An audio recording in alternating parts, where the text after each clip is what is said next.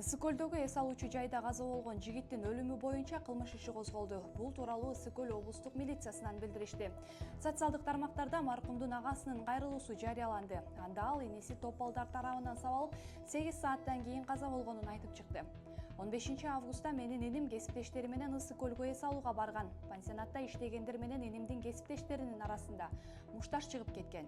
Кесепетинен инимдин башына катуу нерсе менен чаап жиберишкен.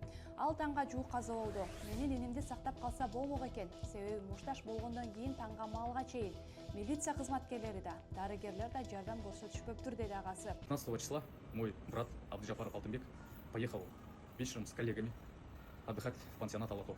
Там произошла стычка между сотрудниками, персоналом этого пансионата, и впоследствии чего произошла драка. Бул боюнча милиция маалымат таратып, 24 жаштагы жигиттин каза болгондугу тууралуу маалымат милицияга 16 август күнү саат 10:25 чамасында түшкөнүн билдиришти.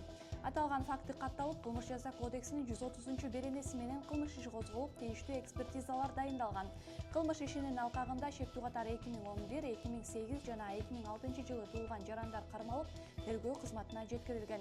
Соттун чечими менен камакка алуу башкоргоо чарасы тандалды. Азыркы учурда тергөө амалдары уланууда деп айтылат маалыматта.